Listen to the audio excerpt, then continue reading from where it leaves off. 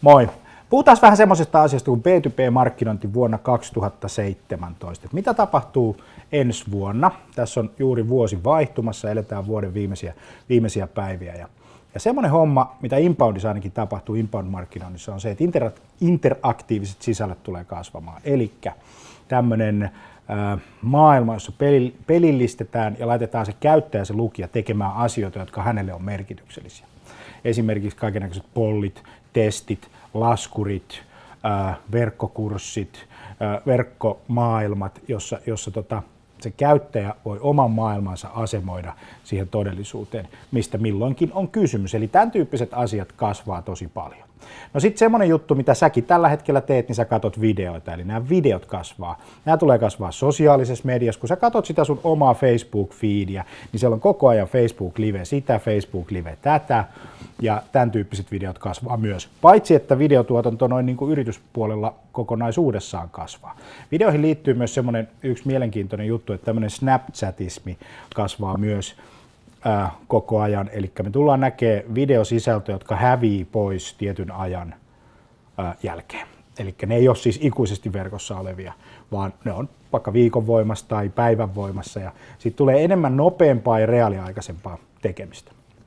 Samalla kun se arkipäivästyy, eli kaikki sisällöntuotanto arkipäivästyy, ja mä en usko, että jos sä niin kuin tänä päivänä mietit sitä, että sä pönöttelet tuolta korkealta statuksesta jotakin niin kuin helkkarin fiksua semmoisella sanoilla, jotka ei puhuttele sun kohderyhmää, niin sä et tule saamaan merkitystä, vaan sun pitäisi tehdä siitä mahdollisimman kansankielistä arkipäivästä niin, että jokainen sen ymmärtää. Nyt jos sä mietit sitä, että sä oot jossain niin kuin tosi spesifillä toimialalla ja sulla on siellä niche-kieltä, sulla on ammattijargonia ja näin päin pois, niin kansankielistä se, jotta sä saat laajennettua sitä viestiä myös niiden hardcore-fanien ulkopuolelle. Kato, kun siellä yrityksissä on keskimäärin 5,4 päättäjää, jotka on ostamassa sun palveluita. Nyt jos sä sitä hardcore-fania puhuttelet, niin sä saat sen, on sitten kysymys investointipankista tai on sitten kysymys lakimiehistä tai jostain tämän tyyppisestä niin kuin jargonitekstistä, insinööritekstistä, mistä tahansa teknisestä, niin sä et saa niitä muita mukaan siihen ostoprosessiin, kato, kun ne ei taju mitään, niin sun pitää arkipäivästää sitä tekemistä, jotta sä saat mahdollisimman laajalle levitettyä sitä sun viestiä. Ja sitten semmoinen viesti oikeastaan 2017 vuodessa on se, että älä helkkarissa tee siitä katsojasta tyhmää. Siis sä teet siitä tyhmän sillä tavalla, että sä puhut sille sellaista, mistä se ei ole kiinnostunut eikä se ymmärrä. Niin kuin kaksi semmoista asiaa, vaan käännät sen sun koko viesti sillä tavalla, että se sun katsoja ymmärtää. Sä teet tätä niille katselijoille, kuuntelijoille, lukijoille, tätä sisältöä. Se on niin kuin oleellinen juttu. Kun se arkipäivästyy, niin se merkitys kasvaa näin. Yes. Ja sitten haku tulee muuttumaan.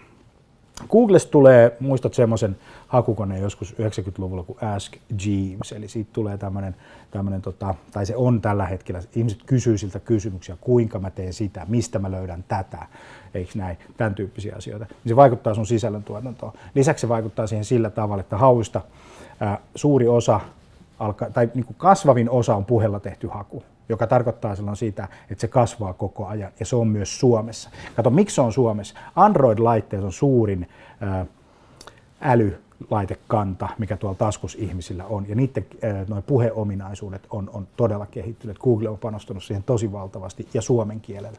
Eli tämä kasvaa tosi paljon. Sitten sellainen kuvio, että mitä sun pitäisi tehdä, se teksti, jota sä tällä hetkellä tuotat, niin vie se videoksi 2017. Niin kuin valtaosalta. Ja sitten se, että laajennat tätä sosiaalisen median spreadia ja laajennat sitä sillä tavalla, että se on arkipäivästä, se on normaalia ja sun ihmiset on siellä. Ja varo sitä spämmäämistä, koita tehdä siitä sille merkityksellisesti. Ja merkityksellisesti teet sillä tavalla, että sä oot mahdollisimman aito ja puhut niin kuin totta ja puhut semmoisia aitoja asioita, niin sitä kautta sä saat enemmän sisältöä sinne.